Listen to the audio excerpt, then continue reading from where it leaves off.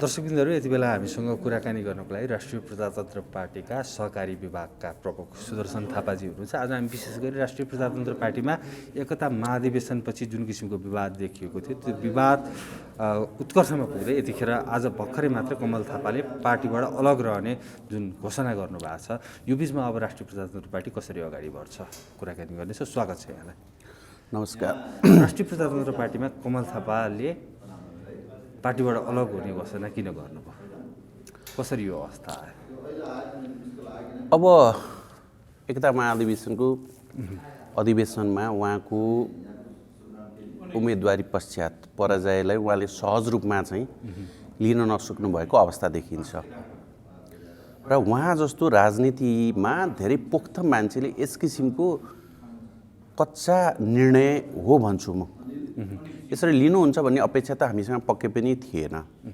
किन भन्नुहुन्छ भने हिजोको दिनमा जसरी उहाँले संवैधानिक राज संस्था र हिन्दू अधिराज्यको स्थापनाको लागि जसरी अडिग भएर लाग्नु भएको थियो, आज एउटा आफ्नै पार्टीभित्र जसको संस्थापक अध्यक्ष स्वयं आफै पनि हुनुहुन्छ, उहाँले यस किसिमले चाहिँ हठात्मा निर्णय लिएर 98% हिन्दूहरूको भावनालाई चाहिँ यसरी चाहिँ उहाँले कुठाराघात अथवा चाहिँ चित्त दुखाउने काम गर्नु भएको छ। यसो गर्नु हुँदैन थियो। तथापि यो अहिलेको अवस्थामा राष्ट्रिय प्रजातन्त्र पार्टी संवैधानिक राज संस्था, हिन्दू अधिराज्य, संहिता खारेजी र पूर्ण समानुपातिक निर्वाचित प्रणाली मार्फत प्रत्यक्ष निर्वाचित प्रधानमन्त्रीको जुन अवधारणामा छ, यो गति रोकिँदैन। यसमा हामी निरन्तर अगाडि बढ्नेछौँ। तर कमल थापा पार्टीबाट अलग हुँदै गर्दाखेरि तपाईँहरूले उहाँलाई समेट्न सक्नु भएन, उहाँको मागहरू पुरा गर्न सक्नु भएन नि। वर्तमान अध्यक्षले उहाँको माग सम्बोधन गर्न सक्नु भएन। कहिलेकाहीँ कस्तो हुन्छ भन्नुहुन्छ भने उचित र न्यायोचित कुराहरूलाई सम्बोधन गर्न सकिन्छ। उहाँले उठाउनु भएका जुन सम्बोधन गर्नुपर्ने विषयवस्तु जहाँसम्म लाग्छ त्यो पार्टीको दायराभन्दा बाहिरका कुराहरू र पार्टीको दायराभन्दा बाहिरका कुराहरूलाई चाहिँ उहाँले पार्टीसँग जोडेर त्यसमाथि चाहिँ अनुसन्धान होस् भन्ने जुन अपेक्षाका साथ पार्टीलाई पत्र लेख्नुभयो दुईचोटिसम्म, यो आफैमा खेदजन्य कुरा हो। र उहाँ जस्तो वरिष्ठ राजनीतिज्ञले यस किसिमको बचपना गर्नुहुन्छ जस्तो मलाई लाग्दैन र जसको कारणले गर्दा आज आम नेपाली जनतामाथि एक किसिमको जुन किसिमले चाहिँ लगभग 98% हिन्दूहरूको मनोभावनालाई प्रतिनिधित्व गर्ने, जनचाहनालाई प्रतिनिधित्व गर्ने यस राप्रपा पार्टीले आजको दिनमा आउँदा के हदसम्म चाहिँ खल्लो फिल गरेका छ उहाँले पार्टीले छोड्दा। तथापि अझै पनि उहाँले पार्टी खोल्छु भन्ने विषयको चाहिँ बोलिराख्नु भएको छैन। अनि उहाँले स्पष्ट रूपमा नयाँ पार्टी खोल्ने त तयारी गरिसक्नु भएको छ नि। पछिल्लो समय हेर्ने भने हिजो भर्खरै मात्र केन्द्रीय सदस्यहरूको छुट्टै भेला उहाँले राख्नु भएको थियो होइन। पार्टीको संस्थापक अध्यक्ष हुनुहुन्छ होइन, निवर्तमान अध्यक्ष हुनुहुन्छ। उहाँले पदाधिकारी बोलाएर छलफल गर्न सक्ने त स्वाभाविक रूपमा उहाँलाई यसको लागि त्यसो ठुलो कुरो रूपमा म तर हिन्दूवादी पार्टी खोल्ने चर्चा छ यतिखेर कमल थापाले। अवश्य पार्टी हिन्दूवादी खोलेर अब उहाँ जानुहुन्छ भने, खोल्नु नै हुन्छ भने एउटा छेत्रीको छोरो जसले योभन्दा अगाडि हामी हिन्दूहरूको महान धर्मग्रन्थ गीतालाई छोएर म पार्टी फुटाउँदिनँ भन्ने जुन किसिमको उद्घोषका साथ पार्टीलाई एकताबद्ध, एजेन्डालाई एकताबद्ध र आम हाम्रो पार्टीप्रति आस्था राख्ने, विश्वास राख्ने पार्टी कार्यकर्ताले एक बनाएर जान्छु भन्ने विचारमा उहाँले कुठाराघात गर्नुहुन्छ भनेदेखि अब उहाँले पार्टी फुटाउनु भएन नि, अलग हुनुभयो पार्टीबाट। यो हेर्नु स्वरूप फरक हो। अब राजनीतिमा यस किसिमको यो हात्तीको दाँत जस्तै रह्यो। वास्तविक रूपमा चाहिँ हेर्दा टेक्निकल्ली पार्टी फुटिया छैन। पार्टी छोडेर गएर नयाँ खोल्नु भन्नुको अर्थ त अब यसलाई हामीले बुझ्दा चाहिँ पार्टीप्रति कुठाराघात नै हो।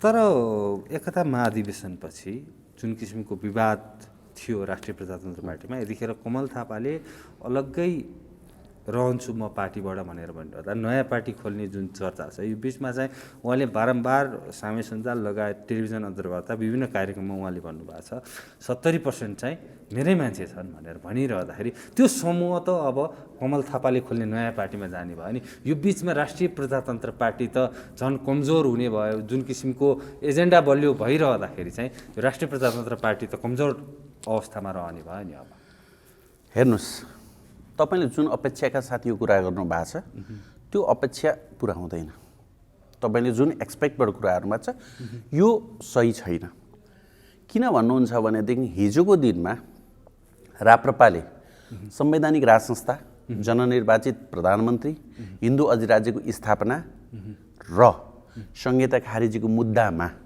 गइराख्ने अवस्थामा त उहाँले त पछिल्लो चरणबाट एकताको महाधिवेशन पछाडि संवैधानिक राज संस्थाको मुद्दाको विषयमा जुन किसिमले पछाडि गर्नु भएको छ यस कारणले गर्दा पनि जति राप्रपाका पार्टी सदस्यहरू हुन्छ निर्वाचित हुनुहुन्छ उहाँलाई साथ दिने भन्नु अहिले पनि रिसेन्टली म यहाँ तपाईँहरूसँग इन्टरभ्यू दिनु आउनुभन्दा अगाडि पनि अब उपाध्यक्ष बुद्धिमान तामाङज्यू महामन्त्री भुवन पाठकज्यूले भनिसक्नु भएको छ उहाँ कमल थापाज्यूलाई श्रद्धेय हाम्रो उपाध्यक्षज्यू महामन्त्रीज्यूले भनिसकेको अवस्थामा त्यो किसिमको तपाईँले सोचेको तपाईँको जुन किसिमको परिकल्पना गर्नुभएको छ नि यो मिथ्या हो यो यसमा हुनेवाला छैन किन हुनेवाला छैन भन्नुहुन्छ भने बुद्धिमान तामाङ रोशन कार्की ध्रुवबहादुर प्रधान कुन्ती साईहरू राष्ट्रिय प्रजातन्त्र पार्टीमै रहनुहुन्छ अभियसली रहनुहुन्छ मान्छे हेर्नुहोस् राजनीतिक व्यक्तित्व जहिले पनि एजेन्डा र संस्थाप्रति वफादार हुन्छन् उहाँहरू जस्तो वरिष्ठ मान्छेले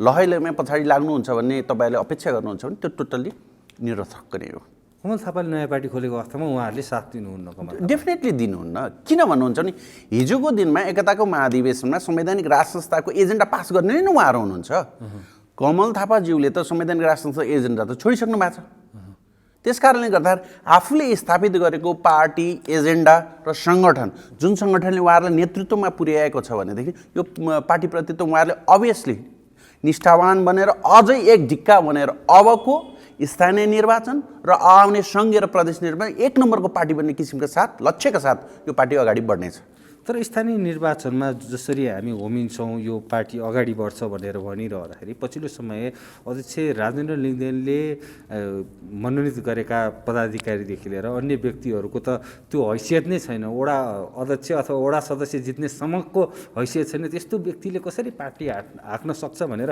कमल थापा पक्षका नेताहरूले त्यो किसिमको प्रतिक्रिया जनाइरहेको अवस्था छ नि अचम्मको कुरा गर्नुहुन्छ तपाईँ हाम्रो पार्टीको मनोनित पदाधिकारीहरू अब तपाईँले त्यस के को आधारमा त्यस निर्वाचन हारेका व्यक्तिहरूलाई पनि मनोनित गरियो यो संसारमा नेपालकै कुरा गर्नुहुन्छ भने निर्वाचन हारेका मान्छेले देशले प्रधानमन्त्री बनाए होइन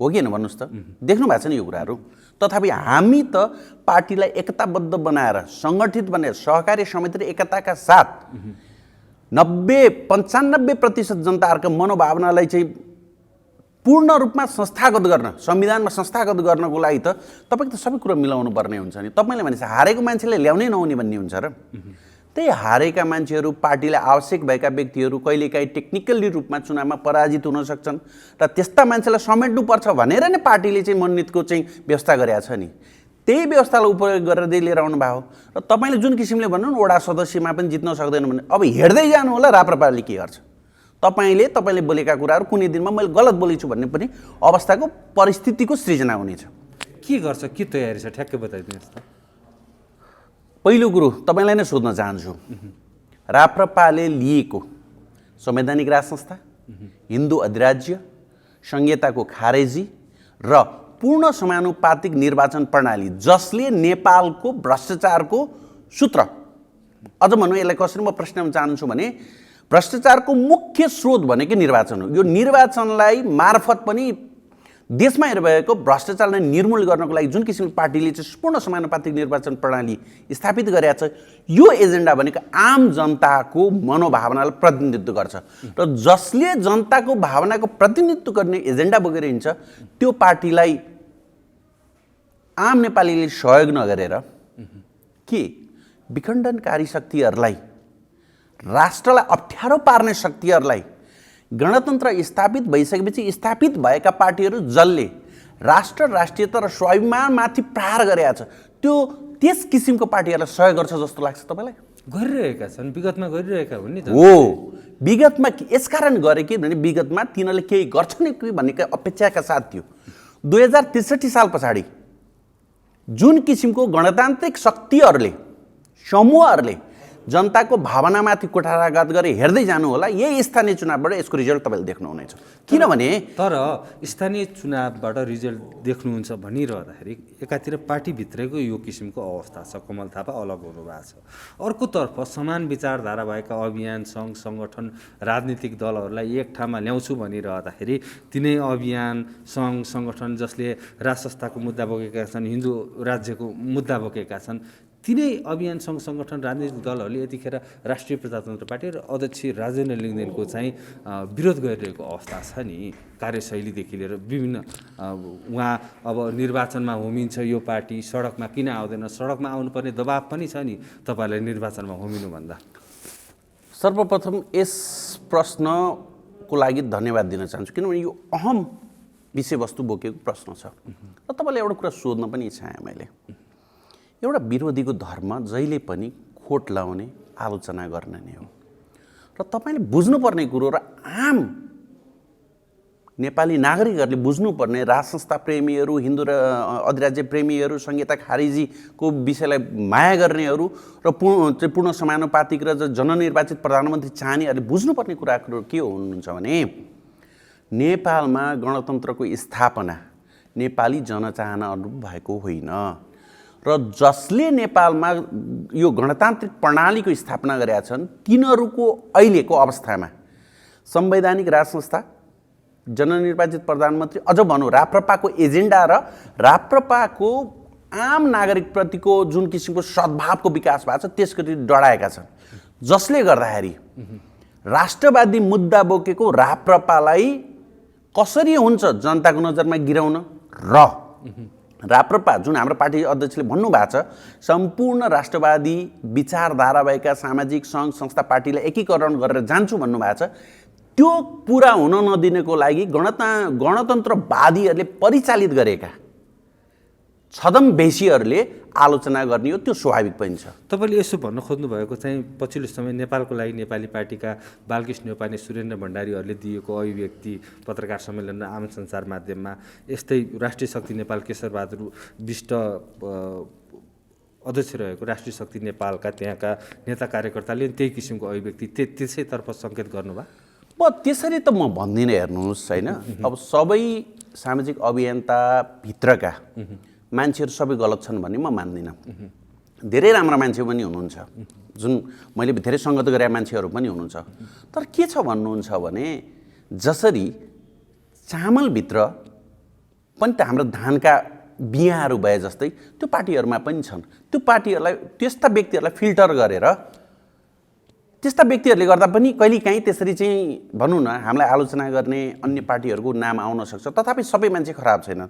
तर म तपाईँको यो चाहिँ मिडिया मार्फत के भन्न चाहन्छु भने आम नेपाली जनताले अहिले एकदम चनाखो भएर बुझ्नुपर्छ, वास्तविक रूपमा उहाँहरूको चाहना बमोजिमको एजेन्डालाई स्थापित गर्न को लागेको छ। जस्तो तपाईँले भन्नुभयो विगत विभिन्न पार्टीहरूको नाम भन्नुभयो, सामाजिक संस्थाको नामहरू भन्नुभयो, त्यो कारणले गर्दाखेरि के छ भन्नुहुन्छ भने सबै सामाजिक संस्थाहरू पार्टीहरू के वास्तविक रूपमा चाहिँ आम जनताको मनोभावनालाई प्रतिनिधित्व गर्दै यसलाई संस्थागत गर्न चाहिँ तपाईँको चाहिँ आएको जस्तो तपाईँलाई लाग्छ? किनभने आम जनताले बुझिराखेको अवस्था छ।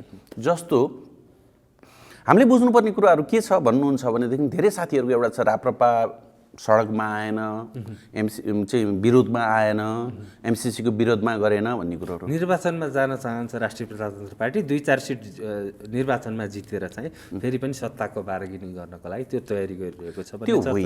त्यो होइन, विगतमा पनि त्यही गर्यो राप्रपाले। विगतको कुरो सबै कुरो सही भइदिएको भए त नयाँ नेतृत्व त पार्टीले त भनौँ न अधिवेशनबाट आउँदैन। विगतको दिनमा भएका गल्ती कमी कमजोरीको कारणले गर्दा पनि आज तपाईँले मसँग चाहिँ यस किसिमको खस्रो किसिमको इन्टरभ्यू लिन चाहिँ परेको अवस्था हो नि त। हिजोको दिनमा जनताको भावनालाई जनताको मनोकांक्षालाई, जनताको चाहनालाई यदि पुरानो राप्रपाले सम्बोधन गर्न सकेको भएदेखि कि आज तपाईँले मलाई यस किसिमका प्रश्न सोध्न सक्नुहुन्थ्यो? अभियसली आजको दिनमा नेपालको सबैभन्दा लार्जेस्ट पार्टी भएर जनताको चाहना बमोजिमको संविधानमा संशोधन गरेर एउटा उन्नत किसिमको चाहिँ संविधान जारी भइसकेको अवस्था हुन्थ्यो। तथापि हिजोको दिनमा जनताको चाहना पुरा नभएर, जनताले चाहेको एजेन्डालाई स्थापित गर्न नसकेर र आफ्नो पार्टीको एजेन्डा मुताबिक चल्न नसकेको कारणले नै एकताको महाधिवेशनले नेतृत्व परिवर्तन गरे हो नि त। र नेतृत्व परिवर्तन भएर आइसकेपछि त्यो नेतृत्वलाई विस्थापित गरेर तपाईँहरूले देखिरहनु भएको छ दैनिक जसो चाहिँ विभिन्न सामाजिक संस्था र पार्टी र सर्वसाधारण यो पार्टीमा आबद्ध हुँदै रहेका छन्। तर म चाहिँ जो सडकमा आएन भन्ने चाहिँ हाम्रा चाहिँ साथीहरूले के भन्न चाहन्छु भनेदेखि सडक सङ्घर्षको पूर्व शर्तहरू हुन्छन्। त्यसै तपाईँ र म गएर सडकमा उफ्रिएर 2-4 जना उफ्रिएर हुनेवाला केही पनि छैन। त्यसको पूर्व शर्तहरू हुन्छन्। त्यो पूर्व शर्तहरू भनेको के हो भन्नुहुन्छ भने पहिला सङ्गठन बलियो बनाउनु पर्यो।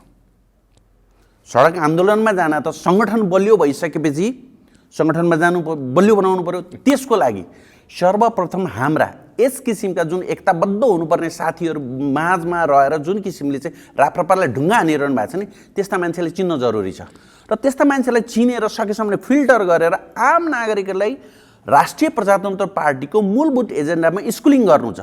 त्यस्तो स्कुलिङ गरेर उहाँ चाहिँ विचारमा चाहिँ पोख्त बनाइसकेपछि सङ्गठनमा आबद्ध गरेर नीति तथा कार्यक्रम अनुरूप बल्ल मासमा सडक आन्दोलन गर्ने मात्रै सडक बाल्ने काम चाहिँ हामी राप्रपाले गर्ने छ त्यो। तर त्यसको लागि केही चाहिँ समय लाग्ने हुन्छ, आजको भोलि हुँदैन। त्यसको लागि केही धैर्य गर्नुपर्ने हुन्छ। उहाँले चाहना गरे जस्तो राप्रपाले सडक तताइसकेपछि राज संस्था र हिन्दू राज्य त्यो बेला पुनर्स्थापना हुन्छ। हेर्नु, एजेन्डै हाम्रै त्यही छ। अब बाँकी भन्नुभयो, तपाईँले भन्नु भने 2-4 सिट लिएर आएर चाहिँ बार्गेनिङ गर्न चाहन्छ भने यो राजनीति नबुझ्ने भन्ने मान्छेले गर्ने हेर्नुहोस्। धेरैजसो राष्ट्रवादी अभियानको अभियन्ताहरू गैर राजनैतिक व्यक्तित्वहरू हुनुहुन्छ। उहाँहरू बच्चाहरू जस्तो कुराहरू हुन्छ कि भोग लाग्यो भने इमिडिएटली गएर गर्ने, यो गर्ने, त्यो गर्ने भन्ने त्यसरी सम्भव छैन। त्यसको लागि हेर्नुहोस् पूर्व शर्तहरू हुन्छ, पूर्व शर्त अनुसारको काम गर्नुपर्ने पूर्व तयारी हुन्छ। यो त अन्तर्राष्ट्रिय लेभलको राप्रपाको लडाइँ हुन्छ। हेर्नुहोस्, नेपालभित्र भएको, नेपालमा रहेको स्थापित भएको जुन नयाँ संविधानले भनौँ 72 सालको संविधानले स्थापना गरेको गणतन्त्र, अनि त्यसपछि गएर चाहिँ सङ्घीयता, धर्मनिरपेक्षतालाई चाहिँ हामीले निस्तेज पार्नको लागि भने त यो संविधानभित्रको नेपाल पेरिफेरीको मात्रै चाहिँ यो चाहिँ लडाइँ होइन। यो लडाइँ भनेको विशुद्ध रूपमा चाहिँ पश्चिमाहरूसँगको चाहिँ अघोषित लडाइँ हो। त्यसको लागि हामीले उहाँहरूले भने जस्तै हौसिएर आजको भोलि भन्ने हुने कुरा होइन। यसको पूर्व तयारीका शर्तहरू हुन्छ। त्यो पूर्व तयारीका शर्त गरिसकेपछि बल्ल मैदानमा उडेपछि आम जनताले चाहेको चाहना बमोजिमको सडक सङ्घर्ष मार्फत अनि संविधान चेन्ज गर्नुपर्ने हो कि परिवर्तन गर्नुपर्ने हो, त्यसपछि सत्तामा गएर चाहिँ संविधान 2/3 मार्फत चाहिँ गर्नुपर्ने हो कि त्यो त्यसको लागि चाहिँ तयारी गर्ने कुराहरू हो। जस्तो उहाँहरूले भने जस्तो के छ भने राप्रपा निर्वाचनमा जान चाहन्छ भने यो रणनीति हो। हेर्नुहोस्, बुझ्नुपर्ने हुन्छ। के भन्नुहुन्छ भनेदेखि सडक र सदन दुईटै राप्रपाको रणनीति हो। किन भन्नुहुन्छ भने हामीले तपाईँको भोलि स्थानीय निर्वाचनबाट मार्फत चाहिँ पालिकाहरूमा गइयो या चाहिँ तपाईँको संसदमा गयो भने संसदमा आवाज उठाउन सक्यो र पालिकामा गइयो भने पालिका मार्फत जनतासँग सेवा गर्दै हाम्रो एजेन्डाको लागि उहाँहरूलाई तयार गर्नुपर्ने हुन्छ। यो अभियान हो भन्ने कुरो उहाँहरूले बुझ्नुपर्छ। जस्तो उहाँहरूले पनि सडक सङ्घर्ष गरेर चाहिँ हुने भएदेखि त कति साथीहरू लागिरहनु भएको छ नि, किन भइराखेको छैन त? किनभने चाहिँ उहाँहरू बच्चा किसिमको चाहिँ खेल खेलिरहनु भएको छ। तर सङ्गठन बनाउन उहाँहरू चाहनुहुन्न। सडकमा आएन भने चाहिँ युद्ध जित्न त सेना चाहियो नि त। सेना तयार उहाँहरू नगर्ने, सेना बन्न आउनुहोस् मिलेर सहकार्य सहमति र एकताका साथ राष्ट्रवादी एजेन्डाहरूलाई चाहिँ उजागर गर्नु, त्यसलाई राष्ट्रवादी एजेन्डालाई अझ बलियोको साथ अगाडि जाउँ भन्दा सहकार्य गर्न चाहनुहुन्न। यो वा त्यो नाममा चाहिँ तथानाम कुराहरू गरिरहनु भएको छ। यसले के बुझ्न जरुरी छ भने आम नेपाली नागरिकहरू, आम राष्ट्रवादी मुद्दालाई चाहिँ मन पराउनेले के बुझ्न जानु छ भने सबै हिन्दू अधिराज्य चाहनेहरू जति सबै राष्ट्रवादी हुँदैनन् र उहाँहरूले बोलेका कुरा भन्दा पनि उहाँहरूले के गरिरहनु भएको छ त्यसको आधारमा उहाँहरूको मन वचन कर्म एकनाश नभएको हुँदा आजको दिनमा उहाँहरूले चाहिँ खुलेर राप्रपालाई ठुङ्गिरहनु भएको छ। हामी यसलाई अन्यथा लिँदैनौँ। किन अन्यथा लिँदैनौँ भन्नुहुन्छ भने तपाईँहरूलाई थाहा छँदैछ कुनै पनि एउटा खोलाको ढुङ्गालाई त्यसै मूर्ति मानिँदैन, त्यसलाई खोपिएर मूर्तिको आकार दिनु चाहिँ यो उहाँहरूले गरेको प्रहार भनेको हामीले सिक्ने मौका पनि हो। हामीले चाहिँ पार्टीलाई अझ बलियो बनाएर जाने हो र एक दिन त्यस्तो दिन आउँछ राप्रपा सम्पूर्ण नेपाली नागरिकको लागि पूज्यनीय मूर्तिको रूपमा रहनेछ। त्यो दिन चाँडै आउँछ। पछिल्लो समय हेर्ने हो भने चाहिँ एक किसिमको राजेन्द्र लिङ्गदेन अध्यक्ष भइसकेसँगै चाहिँ राजेन्द्र लिङ्गदेनलाई प्रधानमन्त्रीको रूपमा देख्न चाहने धेरै छन्। कतिपयले त अभियान चलाइरहेका छन्, सामाजिक सञ्जालमा लेखिरहेका छन् राजेन्द्र लिङ्गदेनलाई प्रधानमन्त्रीको रूपमा हामी देख्न पाऊँ भनेर। त्यो किसिमको अवस्था समय आउनको लागि चाहिँ कति समय लाग्ला? ल हेर्नुहोस्, तपाईँले अघि नेगेटिभ एङ्गलबाट सोच्नु भएको थियो नि, कसरी हुन्छ के हुन्छ भन्नुहोस्।